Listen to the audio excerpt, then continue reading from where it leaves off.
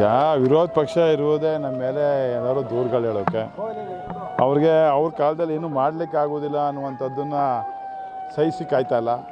ಅವ್ರು ಯಾವುದಾರೋ ಒಂದು ವಿಚಾರ ಹೇಳಿದ್ರೆ ಯಾವುದೋ ನಮ್ಮ ತಾತ ಇದ್ದಾಗ ಆಗಿತ್ತು, ಅವರಿದ್ದಾಗ ಅರ್ಜಿ ಕೊಟ್ಟಿದ್ದೋ, ಅವರಿದ್ದಾಗ ಕಾಗದ ಬರೆದಿದ್ದೋ ಅಂತಾರೆ.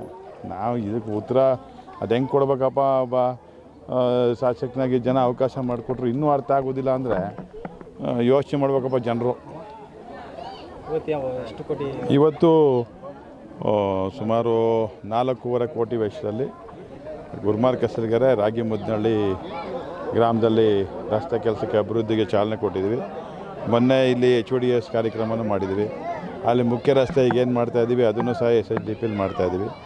ಊರಿನ ಗ್ರಾಮದ ಅಭಿವೃದ್ಧಿಗೆ ಏನೆಲ್ಲ ಬೇಕೋ ಅದು ಮಾಡ್ತಕ್ಕಂಥದ್ದು, ಜೊತೆಗೆ ಕುಡಿಯೋ ನೀರದ್ದು ಆದ್ಯತೆ ಕೊಟ್ಟು ಮಾಡ್ತಾಯಿದ್ದೀವಿ. ಕುಡಿಯೋ ನೀರಿಗೆ ಈಗಾಗಲೇ ಇಲ್ಲಿ ಸುಮಾರು ಒಂದು 30-40 ಕೋಟಿ ವೆಚ್ಚದಲ್ಲಿ ಶ್ರೀರಂಗಪಟ್ಟಣದಿಂದನೇ ನೀರು ಕೊಡ್ತಕ್ಕಂಥದ್ದಕ್ಕೆ ಕುಡಿಯೋ ನೀರು ತರ್ತಕ್ಕಂಥ ವ್ಯವಸ್ಥೆ ಮಾಡಿದ್ದೀವಿ. ಮೂಲಭೂತ ಸೌಲಭ್ಯ ಜನಕ್ಕೆ ನೀರು ನಾವು ಕೊಡಬೇಕಾದದ್ದು, ನೀರು ಕೊಡಬೇಕು, ರಸ್ತೆಗೆ ಸಂಪರ್ಕ ರಸ್ತೆ ಕೊಡಬೇಕು, ಊರಿನ ರಸ್ತೆ ಕೊಡಬೇಕು, ಚರಂಡಿ ಕೊಡಬೇಕು. ಇಲ್ಲಿ ಹಿಂದೆ ಕೆರೆಗಳಿಗೆ ನೀರು ತುಂಬಿಸ್ತಕ್ಕಂಥ ಕೆಲಸ ಮಾಡಿದ್ದೀವಿ. ಈಗ ಕುಡಿಯೋ ನೀರಿಗೂ ಒಂದು ಆದ್ಯತೆ ಇಟ್ಕೊಂಡಿದ್ದೀವಿ. ಅದನ್ನೆಲ್ಲ ಮಾಡ್ತಾಯಿದ್ವಿ, ಸಮಗ್ರವಾಗಿ ಮಾಡ್ತೀನಿ, ಅದ್ರ ಬಗ್ಗೆ ಯಾವುದೇ ಅನುಮಾನ ಬೇಡ. ಕರ್ನಾಟಕ ನ್ಯೂಸ್ ಡಿಜಿಟಲ್ ಚಾನಲನ್ನು ಈಗಲೇ ಸಬ್ಸ್ಕ್ರೈಬ್ ಮಾಡಿ.